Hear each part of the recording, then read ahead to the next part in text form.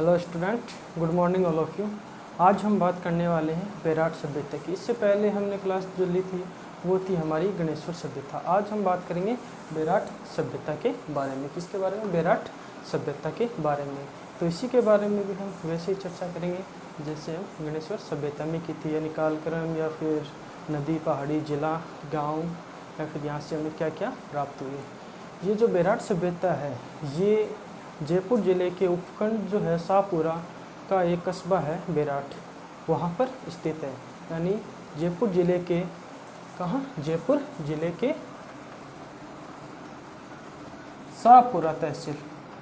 कौन सी? शाहपुरा तहसील का कस्बा है बेराट। कौन सा है?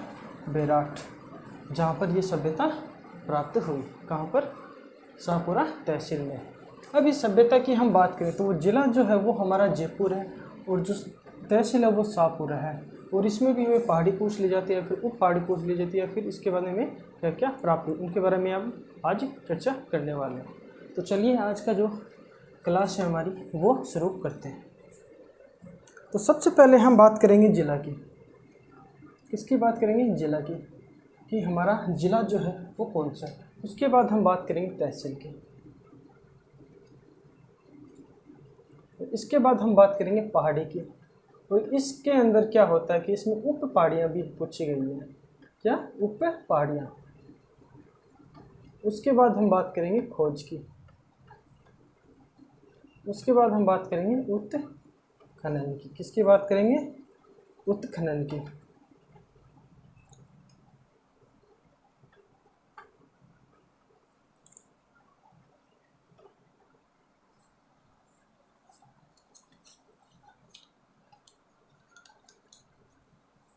तो सबसे पहले हम जिला की बात करते हैं। जिला जो है वो है हमारा जयपुर। कौन सा जिला है? जयपुर। उसके बाद हम बात करेंगे तहसील की। तो जो तहसील जो है वो है हमारी शाहपुरा। कौन सी तहसील है? शाहपुरा। अब ये जो पहाड़ी जो है वो पहाड़ी आप इस सभ्यता के नाम से याद रख लेना, बेराट की सभ्यता जो है, तो इसी से आप याद रख लेना बेराट की पहाड़ियाँ। कौन सी? बेराट की पहाड़ियाँ। अब बात करते हैं हम उप पहाड़ी की। तो उप पहाड़ी जो है वो 3 है। कितनी है? 3। अब 3 जो है वो कौन कौन सी है? तो पहले नंबर की हम बात करें तो वो है बिज्जक डोंगरी। कौन सी है? बिज्जक डोंगरी। उसके बाद हम बात करें 2 नंबर की तो वो है भीम डोंगरी। और उसके बाद हम बात करें 3 नंबर पर तो वो है गणेश। कौन सी पहाड़ी है? गणेश डोंगरी।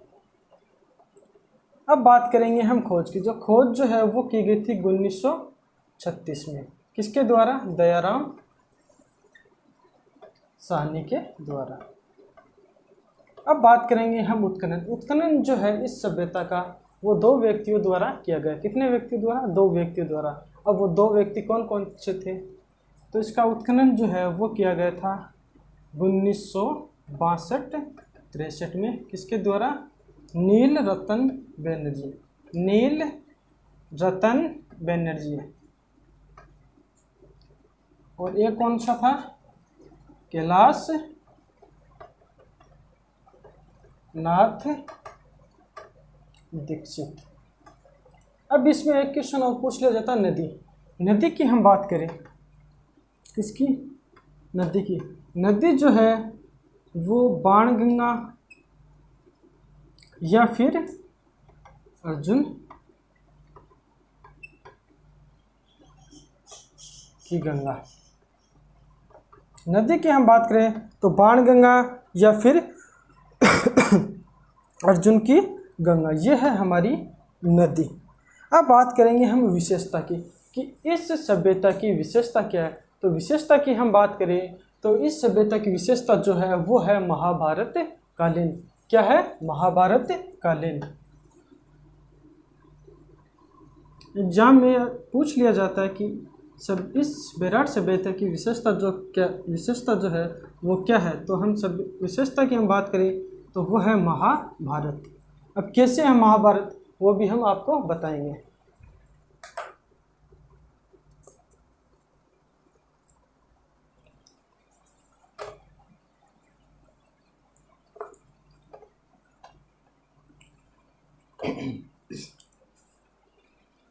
जो ये बेराट सभ्यता का जो भाग है, यानी ये शाहपुरा तहसील में बेराट सभ्यता का जो भाग है, इस भाग को प्राचीन काल में क्या कहा जाता था?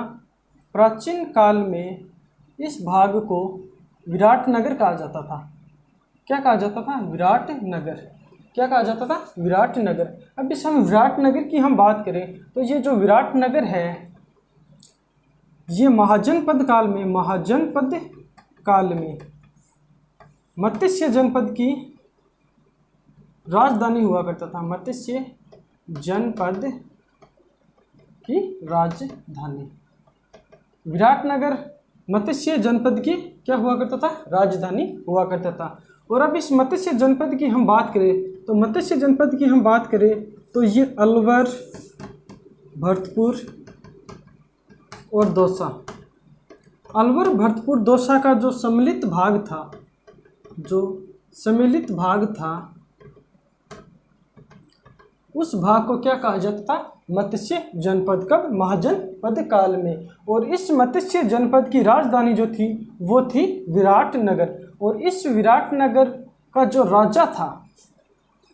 राजा था वो भी कौन था? विराट। क्या नाम था उसका? विराट। क्या था? विराट। अब इसकी हम महाभारत काल की अगर हम बात करें तो पांडवों का जो अंतिम वर्ष का अज्ञातवास था, किसका? पांडवों का अंतिम वर्ष का अज्ञातवास, वो अज्ञातवास जो है, यानी पांडवों ने अपने अंतिम वर्ष का जो अज्ञातवास यानी पूरे यानी अपने एक साल जो है पांडवों ने एक साल जो है वो विराटनगर में ही व्यतीत किया। यानी विराटनगर में ही व्यतीत किया। किन्होंने? पांडवों ने अपने अंतिम वर्ष का जो अज्ञातवास है यानी एक साल जो है वो विराटनगर में ही व्यतीत किया। कहाँ किया था? व्यतीत किया था। कहाँ पर? विराटनगर में। अब इसमें क्या हुआ, जब इन्होंने विराटनगर में थे तो अर्जुन जो था, कौन? अर्जुन जो था वो स्त्री वेश में था। किस में था? स्त्री वेश में था। अब ये अर्जुन स्त्री वेश में था तो इस विराटनगर के जो राजा था राजा विराट की एक पुत्री थी। कौन थी? राजा विराट की पुत्री, जिसका नाम उत्तरा था। क्या था? उत्तरा। इस उत्तरा को नृत्य की शिक्षा जो है वो अर्जुन ने दी थी।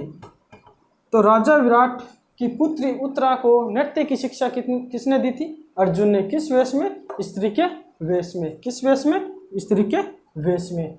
तो ये आप नोट कर सकते हैं।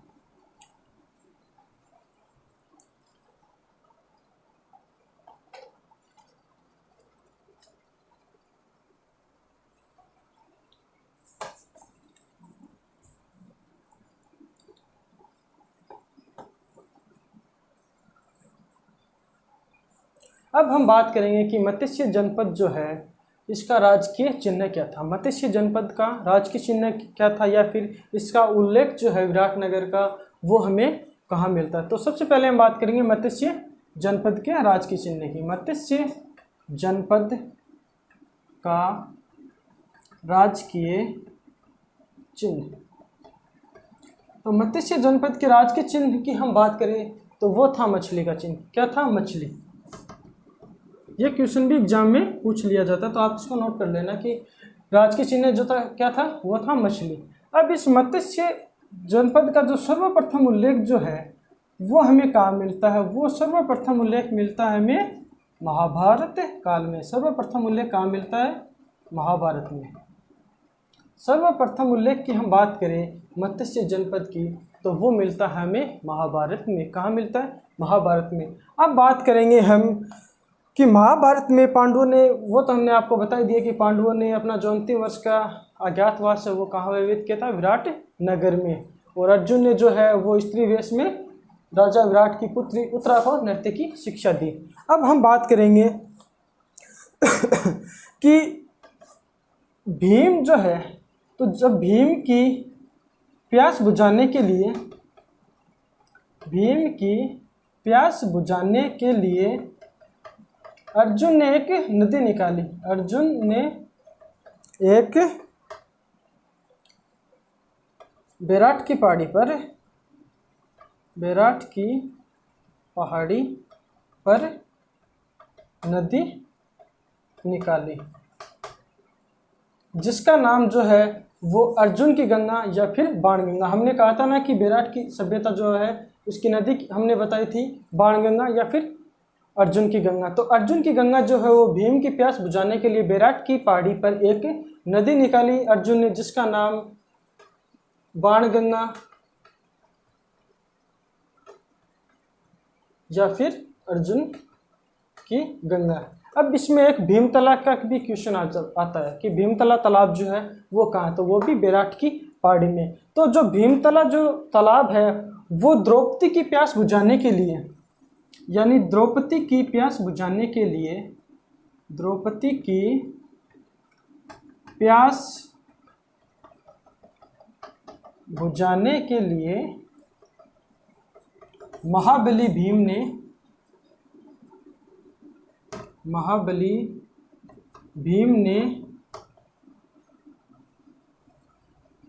भीम डूंगरी के निकट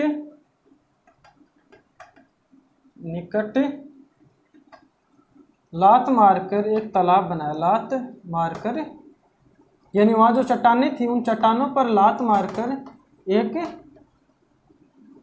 तालाब बनाया,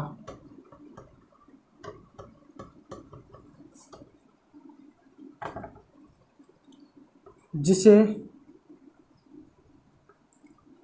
भीमतला तालाब कहा जाता है। क्या कहा जाता है? भीमतला तालाब कहा जाता है। तो महाबली भीम ने द्रौपदी की प्यास बुझाने के लिए क्या बनाया था? भीमतला तालाब। कहाँ बनाया था? भीम डूंगरी के निकट। और अर्जुन ने जो गंगा निकाली थी, अर्जुन की जो गंगा जिसे हम कहते हैं, फिर बाण गंगा जिसे कहते हैं, वो भीम की प्यास बुझाने के लिए अर्जुन ने नदी निकाली थी। तो इनको भी आप नोट कर लीजिए, या फिर स्क्रीनशॉट लेना चाहें तो स्क्रीनशॉट ले सकते हैं।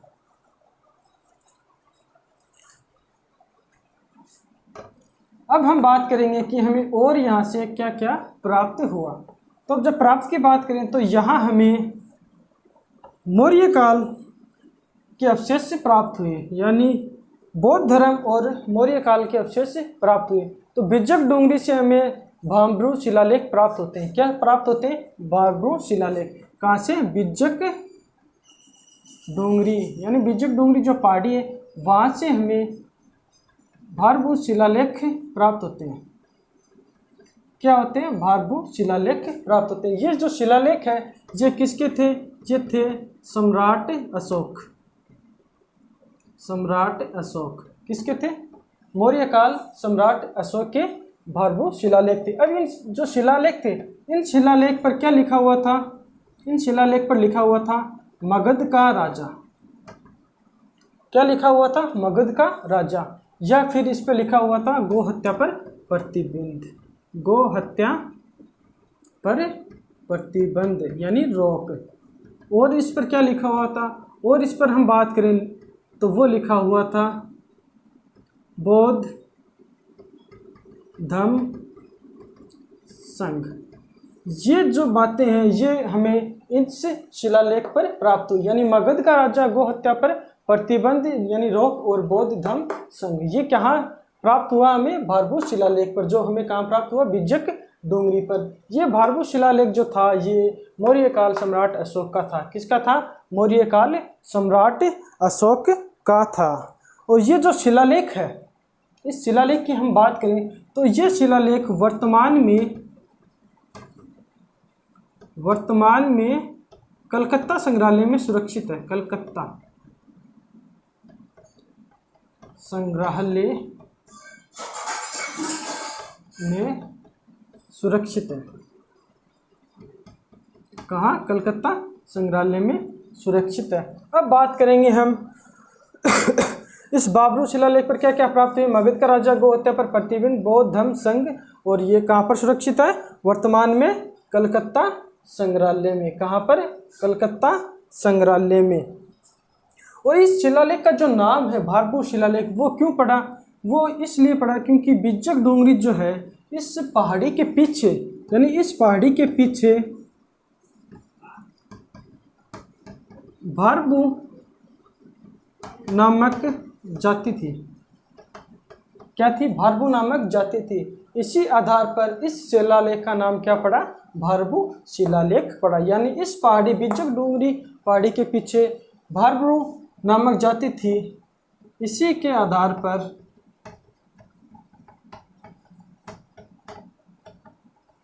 इस शिलालेख का नाम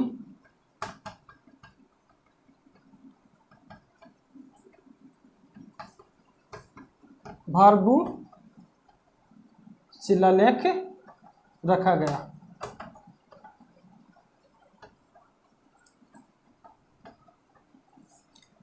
तो किस आधार पर इसका नाम शिलालेख रखा गया?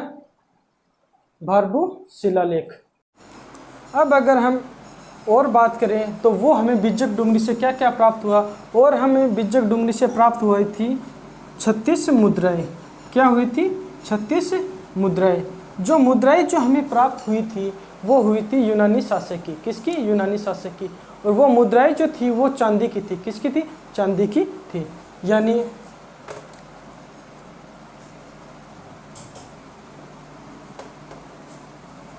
बिज्जक डोंगरी से हमें और क्या प्राप्त हुआ, तो और हम बात करें तो 36 मुद्राएं यूनानी शासक की प्राप्त हुई। किसकी? यूनानी शासक की प्राप्त हुई। कितनी मुद्राएं प्राप्त हुई थी? वो हुई थी हमें 36। इसमें से 8 जो थी वो थी पंचमारक। कौन सी थी? पंचमारक। कितनी? 8। और ये जो मुद्राएं थी ये किसकी थी? ये थी चांदी की। किसकी मुद्राएं थी? चांदी की। अब ये 8 तो क्या थी? पंचमारक। और इसमें से जो 28 थी वो थी इंडो ग्रीक।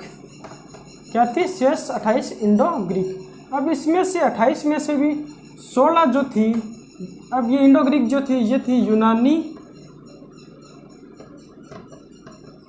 और भारतीय यूनानी शासकों की। भारतीय यूनानी शासकों की। किसकी थी? भारतीय यूनानी शासकों की। इसमें से 16 जो थी वो थी यूनानी शासक मिनेडर। कौन था? मिनेडर। किसकी थी? 16 जो थी वो थी यूनानी शासक मिनेडर की। अब ये जो मिनेडर जो था, तो इसमें एक क्वेश्चन पूछ लिया जाता है, तो प्रथम विदेशी राजा जिसने बौद्ध धर्म स्वीकार किया। कौन? मिनेडर। यानी प्रथम विदेशी राजा या फिर शासक कौन था जिसने बौद्ध धर्म स्वीकार किया? बौद्ध धर्म स्वीकार किया, तो वो था मिनेडर। कौन था? मिनेडर। प्रथम विदेशी शासक कौन था जिसने बौद्ध धर्म स्वीकार किया? तो वो था मिनेडर। हमें 36 मुद्राएं प्राप्त हुई, जिसमें से 8 पंचमारक, 28 इंडो ग्रीक यानी यूनानी और भारतीय यूनानी शासकों की थी, और 16 जो 28 में से 16 जो है वो थी यूनानी शासक मिनेडर। और ये जो मिनेडर था ये बौद्ध धर्म स्वीकार करने वाला प्रथम विदेशी राजा था। और हमें बौद्ध धर्म की जो जानकारी, यानी अशोक ने जो बौद्ध धर्म स्वीकार किया, तो इसका सबसे बड़ा प्रमाण जो है, यानी सबसे बड़ा सबूत जो है वो हमें भारबू शिलालेख से ही प्राप्त होता है। किससे? भारबू शिलालेख से। तो ये क्वेश्चन भी आप लिख लेना कि अशोक ने बौद्ध धर्म अपनाया, इसका सबसे बड़ा प्रमाण जो है वो क्या है? वो है भारबू शिलालेख। कौन सा है? भारबू शिलालेख। अब बात करेंगे हम कि हमें यहाँ से और क्या क्या प्राप्त हुआ।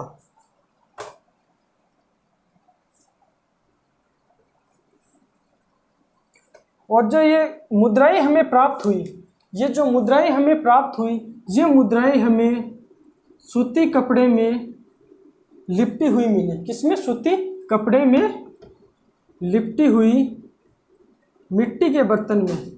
किसमें? मिट्टी के बर्तन में। 36 मुद्राएं जो हमें प्राप्त हुई वो सूती के कपड़े में लिपटी हुई मिट्टी के बर्तन में मिली। अब ये जो सूती का कपड़ा जो था ये हाथ से बुना हुआ, यानी हाथ से सिलाई करके रुई का था। किसका था? रुई का।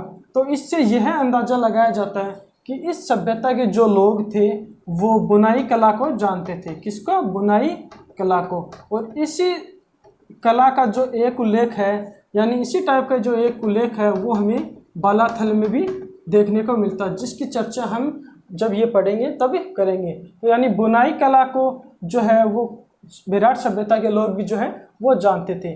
और ये जो सूती कपड़े में लिपटी हुई मुद्राएं मिली वो हाथ से बनाई हुई रुई का कपड़ा था। क्या था? हाथ से बुनाई किया हुआ रुई का कपड़ा था।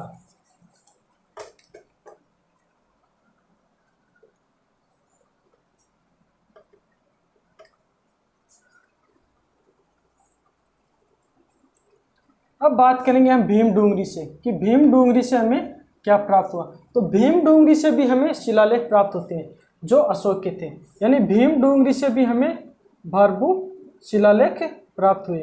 क्या हुए? भारभू शिलालेख प्राप्त हुए। ये भीम डूंगरी जो है इस पर से भी हमें क्या हुए? भाब्रू शिलालेख प्राप्त होते हैं। और बिज्जक डूंगरी से भी हमें भाब्रू शिलालेख प्राप्त होते हैं, जिस पर गो हत्या पर प्रतिबिंब और मगध का राजा लिखा हुआ था और बुद्ध धम्म संघ लिखा हुआ था। और सबसे बड़ा प्रमाण जो अशोक ने बौद्ध धर्म अपनाया वो क्या है? वो वही भाब्रू शिलालेख है। और भाब्रू शिलालेख की हम बात करें कि उसका नाम भाब्रू शिलालेख क्यों रखा गया, तो बिज्जक डूंगरी की पहाड़ी जो है उसके पीछे जो जाति रहती थी वो भाब्रू जाति रहती थी, इसी आधार पर उसका नाम जो है वो भाब्रू शिलालेख रखा गया। अब ये जो शिलालेख हमें यहाँ से प्राप्त हुआ, तो इस शिलालेख के साथ हमें एक मूर्ति प्राप्त हुई। जो मूर्ति प्राप्त हुई थी वो थी महात्मा बुद्ध की। किसकी? महात्मा बुद्ध की। तो ये भी आप लिख लेना कि भाब्रू शिलालेख के साथ हमें भीम डूंगरी से एक मूर्ति प्राप्त हुई। वो मूर्ति जो थी वो थी महात्मा बुद्ध की। और एक क्वेश्चन और है कि भारत में सर्वप्रथम मंदिर के अवशेष कहाँ से प्राप्त हुए, तो भारत में सबसे पहले, यानी भारत में सर्वप्रथम मंदिर के अवशेष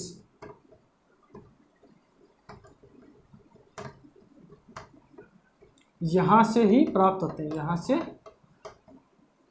प्राप्त होते हैं, यानी इस विराट सभ्यता से ही हमें सर्वप्रथम मंदिरों के अवशेष मिलते हैं। भारत में सर्वप्रथम मंदिरों के अवशेष कहाँ मिलते हैं? विराट सभ्यता में। कहाँ मिलते हैं? विराट सभ्यता में। भीम डूंगरी से भाब्रू शिलालेख प्राप्त हुए और एक मूर्ति प्राप्त हुई महात्मा बुद्ध की। और भारत में सर्वप्रथम मंदिर के अवशेष वो मिलते हैं विराट सभ्यता से। और ये जो भाब्रू शिलालेख है ये भी कहाँ पर सुरक्षित है? ये भी सुरक्षित है कलकत्ता संग्रहालय में। तो इसको भी आप लिखना चाहो तो लिख सकते हैं कि ये शिलालेख है, ये भी कहाँ सुरक्षित है? कलकत्ता संग्रहालय में सुरक्षित है।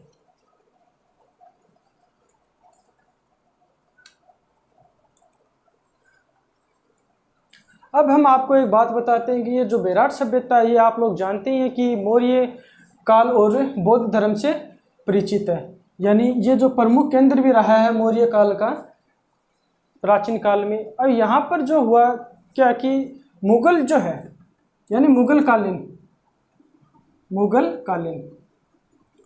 कालीन की हम बात करें तो मुगल कालीन की एक छत्री और एक लॉज यानी सराय, सराय, ये भी हमें इस विराट सभ्यता से प्राप्त होता है। तो इससे यह अनुमान लगाया जाता है कि जो अकबर जो था, यानी मुगल सम्राट अकबर जो था, ये अकबर जब अजमेर जाया करता था तो इस छतरी या फिर इस यानी ये जो सराय जो इसने बनवाया था, इमारतें भी मिली थी हमें यहाँ पर। क्या मिली थी? इमारतें। तो ये जब अकबर जो है वो अजमेर जब जाता था, कब? अजमेर जब जाता था तो रात को यानी रात्रि को विश्राम के लिए यहाँ रुकता था।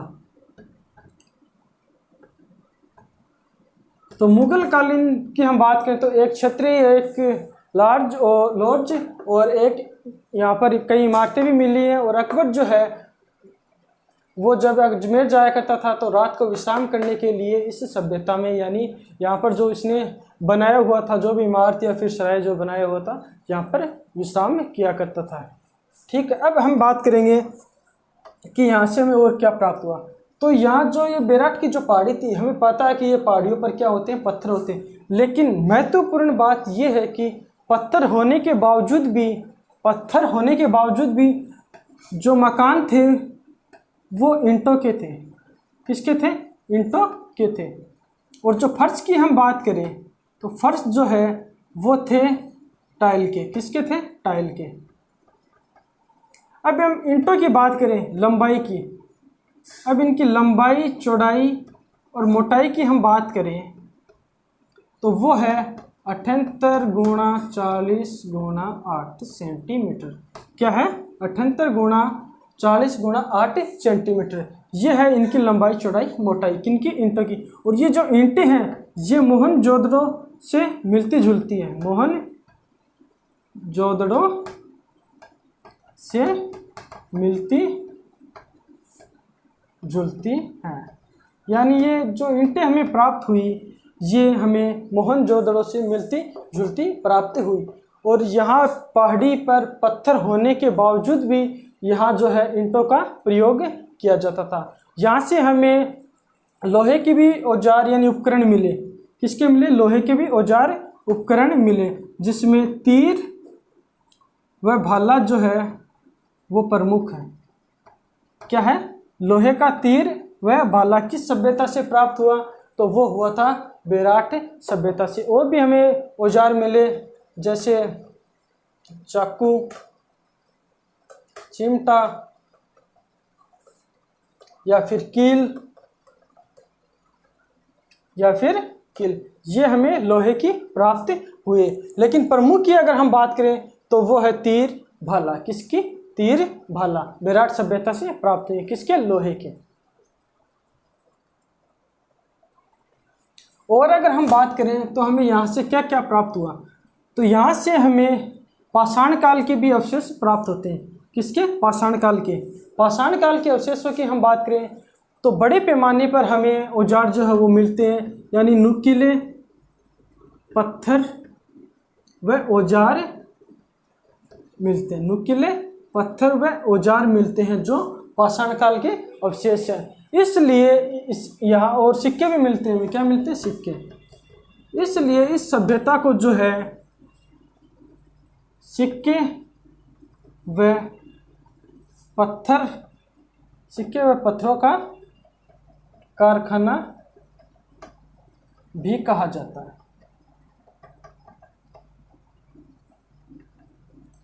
इस सभ्यता को सिक्के व पत्थरों का कारखाना भी कहा जाता है। किस सभ्यता को? बेराट सभ्यता को। क्यों कहा जाता है? क्योंकि यहाँ पर नुकीले पत्थर व औजार या फिर सिक्के जो हैं वो हमें बड़े पैमाने पर प्राप्त हुए हैं।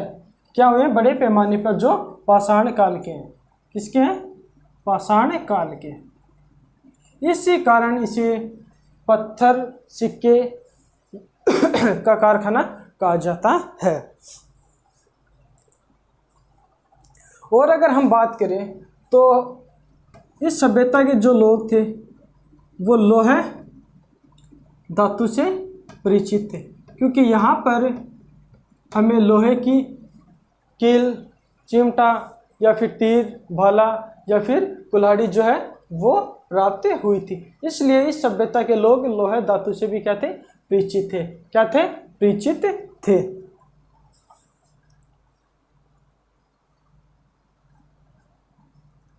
अब हम बात करेंगे कि जब 634 ईस्वी थी, यानी 634 ईस्वी में एक चीनी यात्री था जिसका नाम था हावेन सांग। क्या था?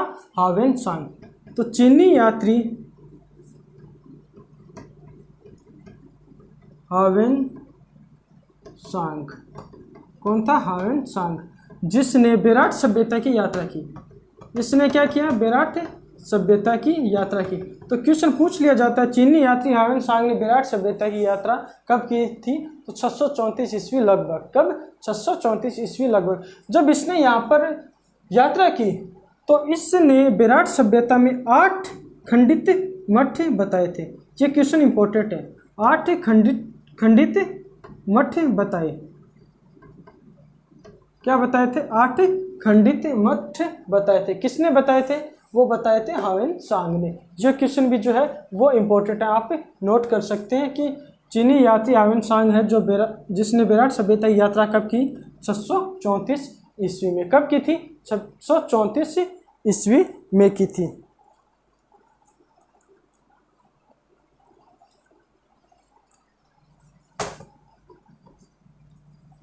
और हमें यहाँ से महात्मा जो बुद्ध है, जिसकी हमें यहाँ पर भीम डूंगरी के पास शिलालेख के साथ मूर्ति प्राप्त हुई थी, तो वहाँ जो ये क्या बताया मैंने, महात्मा बुद्ध, तो इस महात्मा बुद्ध की स्वर्ण अस्थियाँ जो हैं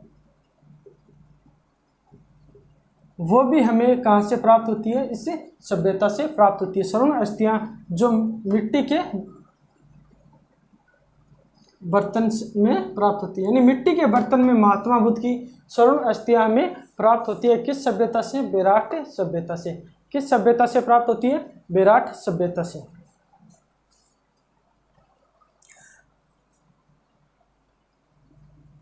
अठारह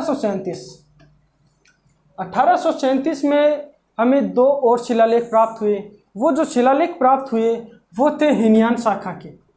किसके थे? हीनयान शाखा के।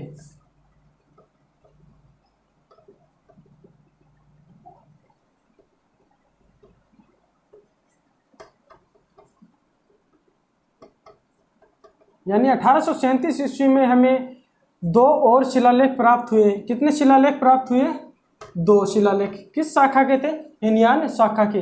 और 1999 यानी 1999 ईस्वी में भी हमें 2 और हीनयान शाखा के शिलालेख प्राप्त होते हैं। 1999 पहले तो हमें 1837 में हीनयान शाखा के 2 शिलालेख प्राप्त होते हैं, और उसके बाद 1999 ईस्वी में भी हमें 2 और शिलालेख प्राप्त होते हैं। किस शाखा के थे? हीनयान शाखा के शिलालेख।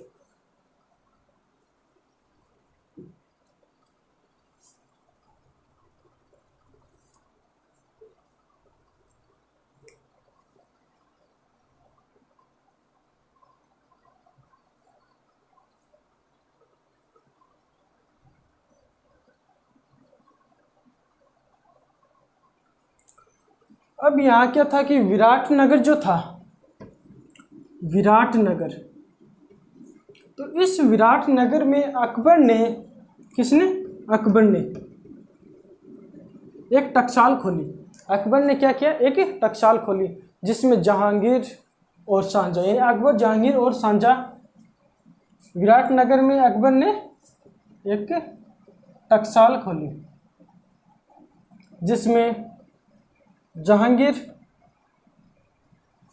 और शाहजहाँ, कौन? जहांगीर और शाहजहाँ के तांबे के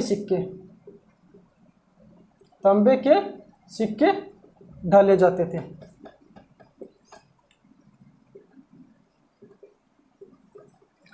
तो ये क्वेश्चन भी एग्जाम में पूछ लिया जाता है कि विराटनगर में अकबर ने क्या खोली थी? तो टकसाल खोली थी जो जहांगीर और शाहजहाँ के तांबे के सिक्के जो हैं वो ढाले जाते थे।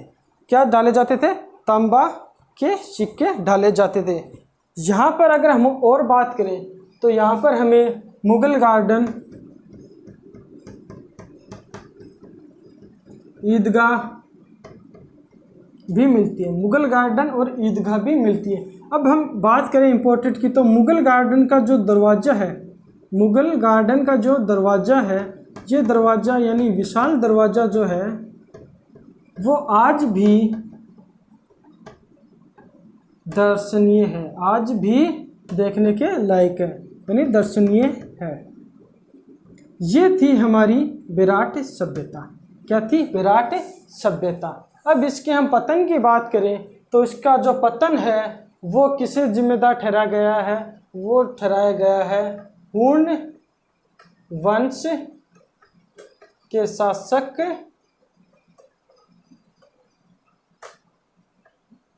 मिहिर कुल को। किसके? मिहिर कुल को। यानी इस सभ्यता का जो पतन है वो हुन वंश के शासक मिहिर कुल को जिम्मेदार बताया गया है। जिम्मेदार बताया गया है या फिर माना गया है। ये थी हमारी विराट सभ्यता। इसके बाद हम कल और सभ्यता के बारे में बात करेंगे, राजस्थान की प्राचीन सभ्यता के बारे में। ये थी हमारी विराट सभ्यता। ठीक है, आज के लिए बस इतना ही। मिलते हैं अगली क्लास में।